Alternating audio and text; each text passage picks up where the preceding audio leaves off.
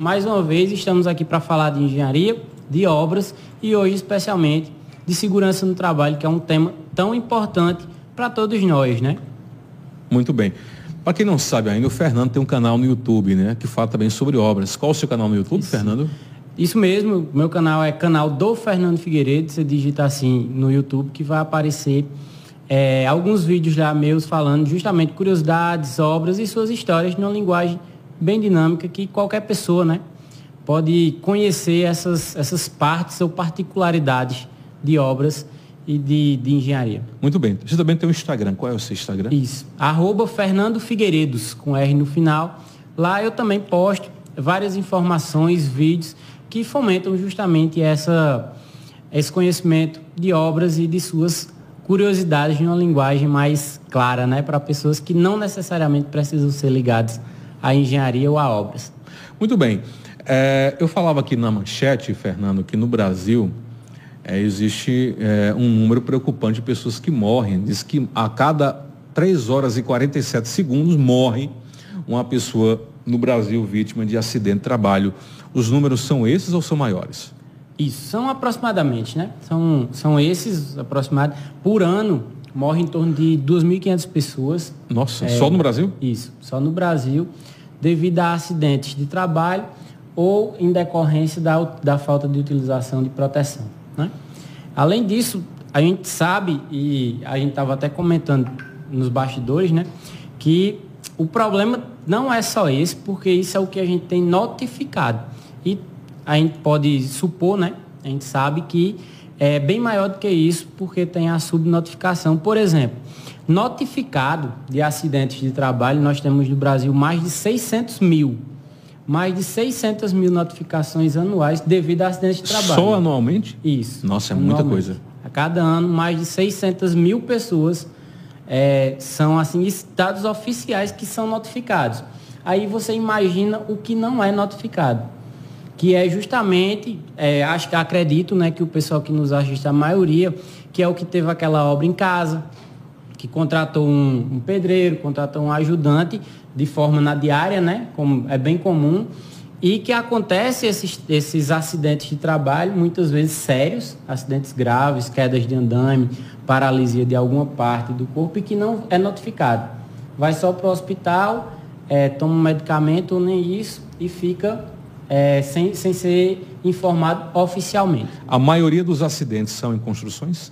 Hoje, no Brasil, a maioria dos acidentes, devido à falta de segurança do trabalho, são em construções civis, porque é onde abriga mais trabalhadores, né? Uhum. Uma parte do PIB nacional é justamente da construção civil dos operários que nós temos. Muito bem. Então, eu acredito que a maioria dos acidentes acontece na região, nos grandes centros, na verdade, né?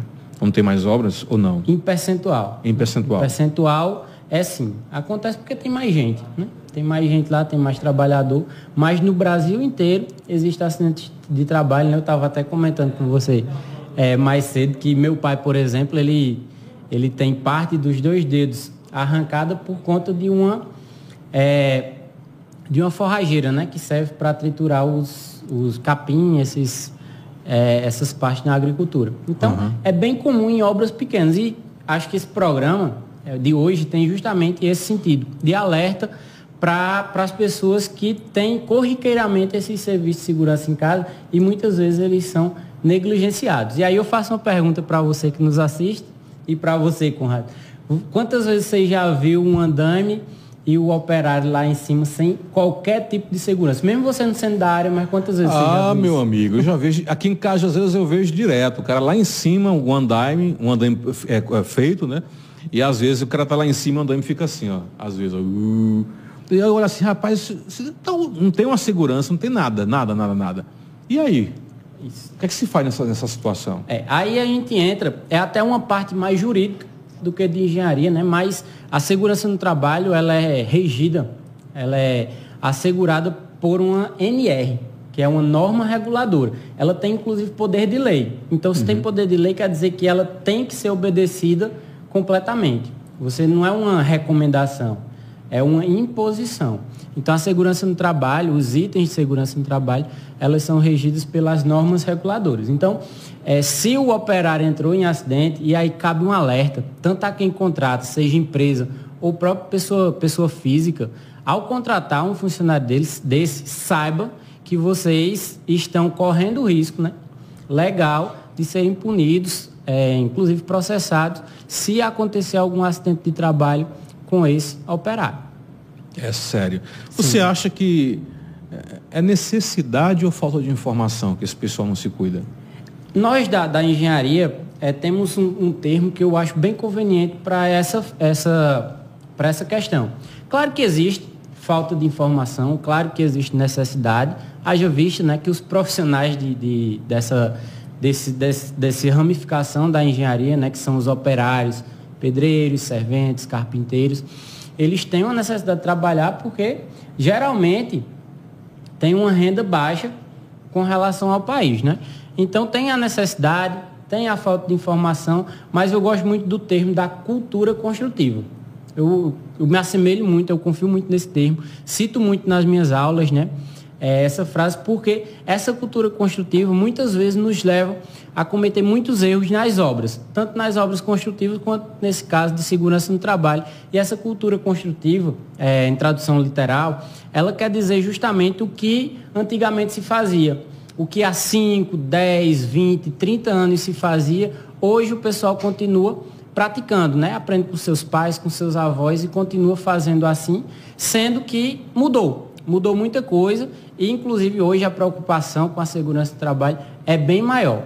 E aí, só a critério de informação, a maioria dessas NRs foram criadas na década de 90, ali 92, 93, 94, então, relativamente recente. Alguns não, muitos trabalhadores, né, muitos operários da construção civil já trabalhavam antes dessas NRs serem efetivadas. Então, continuam construindo da mesma forma. E aí você andando nas ruas, né, em qualquer lugar do Brasil, você percebe isso, que o pessoal constrói exatamente igual a se construía há 20, 30 anos atrás. Pior que é verdade.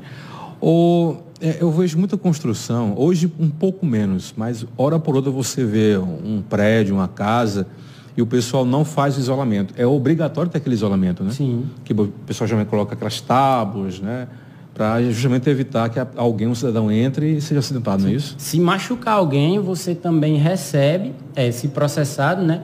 Recebe as punições jurídicas necessárias. Igual ao de um trabalhador que está na obra? Mais ou menos. Cidadão comum. Vai depender do tipo de processo. Da gravidade, né? Da gravidade, do tipo de processo. Mas o ônus vai para o dono. Para o dono do estabelecimento. Inclusive, aqui na cidade aconteceu algo bem similar a isso que você disse, só que de uma forma bem mais trágica, né? No prédio que a gente tem hoje, um supermercado, um grande supermercado, um dos maiores da cidade, no processo de reforma dele, houve um colapso, né? A laje tinha alguns trabalhadores, né? Comércio, etc., por perto, e aí estavam construindo, né? Tinha uns fios lá soltos, aí foram puxar da laje, a laje acabou caindo sobre eles. Morreu alguns, eu não lembro quantos, mas foi uma tragédia gigantesca justamente por conta da segurança no trabalho. O que são... Tem que usar também o material adequado para a proteção, né? Que é chamado de EPIs, mas também tem as EPCs. Qual a diferença entre EPIs e EPCs? Os EPIs são os equipamentos de proteção individual. Então, como exemplo, né, capacete, óculos, colete... Esses equipamentos servem justamente para proteger o indivíduo. Uma bota que proteja de um prego, por exemplo, entrar no seu pé. O capacete, que é um item essencial para isso. Quando você está em altura, né, o cinto, a linha de vida para você ficar amarrado no andaime, como você bem falou. Pelo menos isso, né? Para que você tenha uma proteção. Se você escorregar, se você cair acima de 2 metros, é obrigatório. Então, na hora que você tá assistindo aí, na hora que se você vir algum operário, alguém num andaime acima de 2 metros, sem a linha de vida, sem os coletes, sem os devidos equipamentos de proteção individual, né? Os EPIs, tá errado. E se você for o contratante dessa pessoa, saiba que se ele sofrer algum acidente, isso recai sobre você as devidas punições. Quanto aos EPCs, são os equipamentos de proteção coletiva. Então, equipamentos de sinalização, por exemplo, como cone, as redes protetoras, as obras em construções, você precisa isolar justamente para as pessoas não chegarem perto. Então, se tiver essa sinalização, você fez o certo. Se a pessoa, mesmo com a sinalização, infringir, aí é de responsabilidade dela. Mas é obrigatório também ter os equipamentos de sinalização, né? Redes protetoras, cones, sinalizadores, justamente para identificar que ali é perigoso e que as pessoas não se aproximem. Maravilha. Você falou em rede, eu me lembrei, eu sempre me perguntava quando eu vou num grande centro, às vezes tem aquele edifício, tem aquelas redes imensas descendo no prédio lá em reforma e construção. Aquela rede serve para quê? E é um item obrigatório. É uma rede justamente protetora para que tijolos, na hora que tá fazendo a argamassa, não caia no pessoal que trafega pela calçada. Então, se cair algum objeto numa pessoa que transita ali, ela tem o direito de requerer isso judicialmente e o dono vai pagar todos os prejuízos que ela teve, que a pessoa teve. Muito bem. Fernando Figueiredo, algo mais que você queira falar sobre segurança do trabalho? Só alerta, Conrado, ao pessoal que está nos assistindo para que tenham realmente esse cuidado com segurança, porque a gente não trata aí de uma norma técnica só do serviço. É na segurança realmente das pessoas.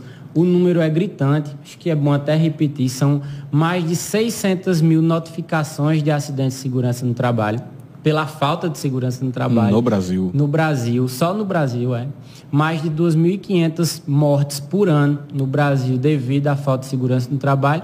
E o parênteses que isso é o que a gente tem notificado. Então, o número pode ser bem maior. Então, fica justamente mais um aviso e um cuidado para que vocês, quando contratarem para algum serviço perigoso, atentem-se para os equipamentos de proteção individual e equipamento de proteção coletiva, que além de proteger a vida, a saúde das pessoas, isso ainda recai juridicamente em punição de forma financeira para você.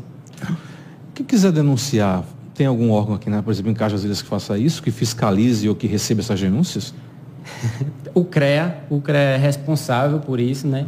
Que é o Conselho dos Engenheiros Civis, dos Engenheiros Elétricos. Tem o CAL também, que é o Conselho de Arquitetura e Urbanismo, e tem a própria Prefeitura, né, com suas secretarias. Aqui em Cajazeiras, por exemplo, como a maioria dos demais municípios brasileiros, tem a Secretaria de Planejamento e Obra, a Secretaria de Infraestrutura e a Defesa Civil, que compõe justamente o acervo da Prefeitura técnico sobre esses critérios. Então, todos esses órgãos que eu citei, né, os conselhos de classe dos profissionais, né, CREA e CAL, e nas secretarias de planejamento, de obras, de infraestrutura e na Defesa Civil, eles têm isso. E se for algo que você realmente queira entrar de forma jurídica, né, com ação penal, você vai no Ministério Público, que você também pode encaminhar esses argumentos e esses questionamentos.